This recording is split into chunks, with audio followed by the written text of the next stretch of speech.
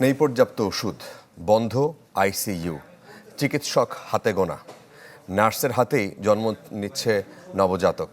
বন্যার পর এমনই দুর্দশার গল্প ফেনী সদর হাসপাতাল জুড়ে। এরই মধ্যে কেউ কেউ বাড়িয়ে দিচ্ছেন সহযোগিতার হাত। তুষার লস্করের ক্যামেরায় আরও জানাচ্ছেন নীল বাবু।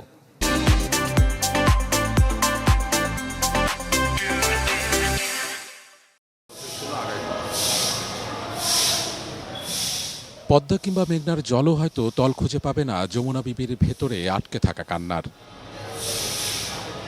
কাজ করেন ফেনীর সদর হাসপাতালে।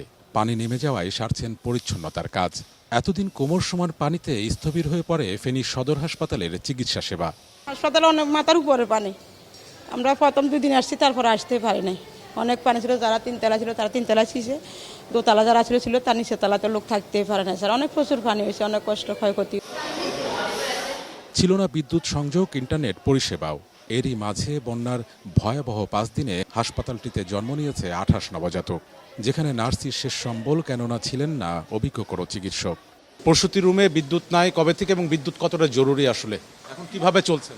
আমরা তো ওই মোম টোম দিয়ে মানে সেবা দিচ্ছি আর কি।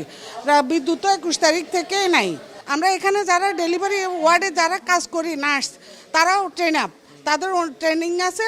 ডেলিভারি তো ডাক্তার করে না, আমরাই করাইছি, আমরাই সার্বক্ষণিক ছিলাম। এদিকে খুব একটা বদল হয়নি বন্যা পরবর্তী চিকিৎসা সেবায়। জলমগ্ন থাকা সেবা কেন্দ্রে তালাবন্দি বেশিরভাগ চিকিৎসকের রুম, উপস্থিতিও তুলনায় কম। চিকিৎসার জন্য তাই দিশেহারা ছুটোছুটি করছেন রোগীরা।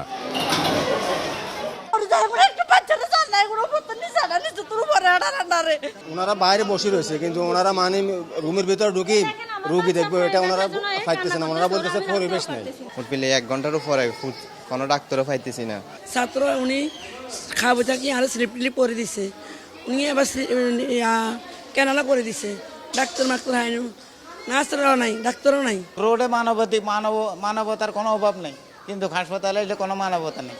নেই ওষুধের পর্যাপ্ত সরবরাহ, বন্ধ আইসিইউ ব্যবস্থা। এ অবস্থায় হাতে গোনা কিছু চিকিৎসক হিমশিম খাচ্ছেন পুরো পরিস্থিতি সামাল দিতে।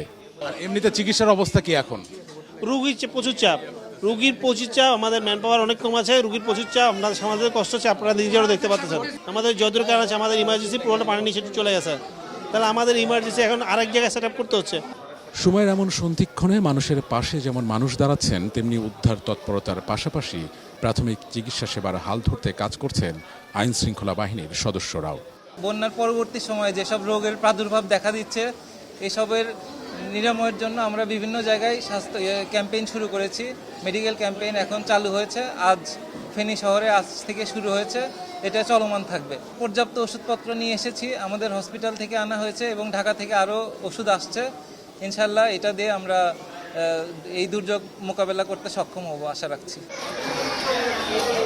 রোগীরা বলছেন হাসপাতাল নিজেই এখন অসুস্থ। আগে প্রয়োজন হাসপাতালের চিকিৎসা, এরপর বাকিদের। কেননা পানি কমতে শুরু করেছে মাত্র, সামনে বাড়বে 250 শয্যার হাসপাতালে রোগীর সংখ্যা। নীল মাহবুব, চ্যানেল 24, ফেনী।